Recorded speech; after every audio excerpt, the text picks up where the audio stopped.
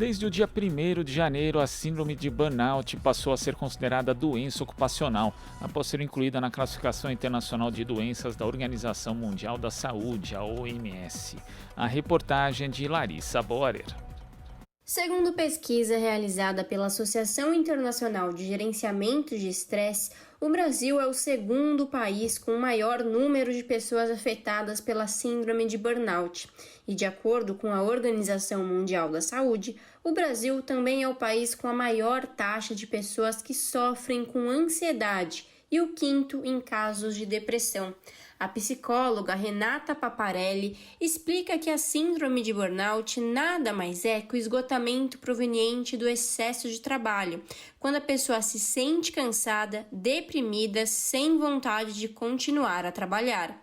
A síndrome de burnout pode ser entendida também como uma espécie de desistência. Não consegue mais, ela sucumbiu, na verdade. Então, muitas vezes a síndrome de burnout, ela se dá, em pessoas que realizam trabalhos que exigem grandes vinculações ou grande engajamento, Isso pode ser um trabalho tanto no qual a pessoa é seduzida para bater metas abusivas, como um trabalho no setor de saúde, de educação, de assistência social.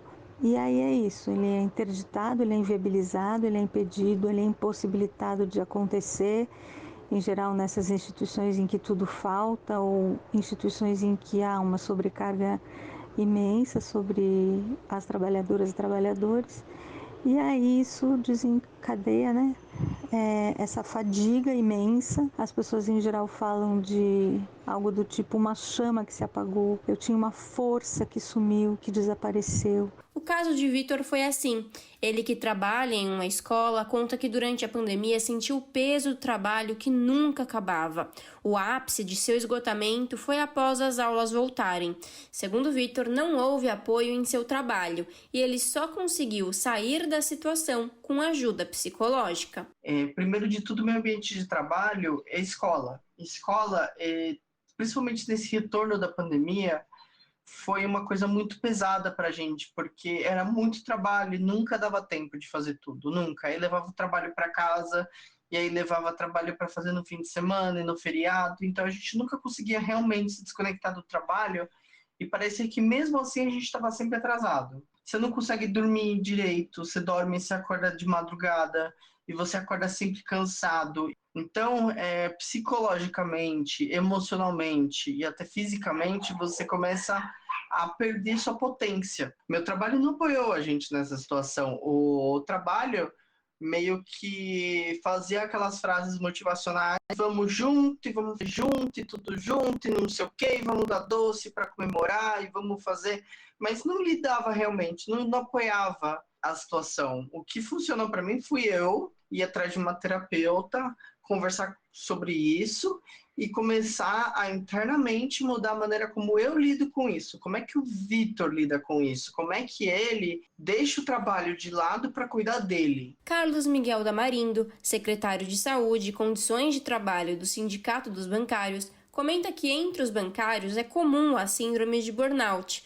Os bancos tratam essa doença como fachada, inclusive tentam negar os laudos dos médicos, segundo o dirigente sindical. No caso dos bancários, a síndrome já está bem comum entre os trabalhadores e as trabalhadoras, devido ao processo que já é muito nítido, na categoria sobre as metas abusivas, a forma de pressão, e isso acarreta o adoecimento. Então, e dentro da pandemia, isso aí acabou escancarando.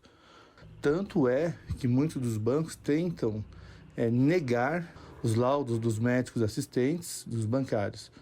E existe, dentro da convenção, dentro dos acordos, a reabilitação ou a readaptação desses trabalhadores que adoecem, para qualquer tipo de doença, Mas no caso da síndrome de burnout, da depressão, da síndrome do pânico, a gente vê uma fachada que os bancos fazem. Porque muitos desses trabalhadores, quando eles retornam do afastamento pelo INSS, ou estão em tratamento médico, mas estão tentando levar uma vida de trabalho não sendo afastado, mas fazendo os tratamentos, eles ficam sempre no mesmo local onde adoecem. E os bancos também não têm, as empresas normalmente não têm esse costume, né, digamos assim, de fazer essa avaliação, né, ter esse cuidado, porque eles não querem ser responsabilizados. Para a secretária de Saúde do Trabalhador da CUT Nacional, Madalena Margarida da Silva, é um avanço para a classe trabalhadora que a síndrome de burnout seja considerada doença ocupacional. Ter essa doença considerada como doença laboral, como doença relacionada ao trabalho, eu considero um avanço importante esse reconhecimento.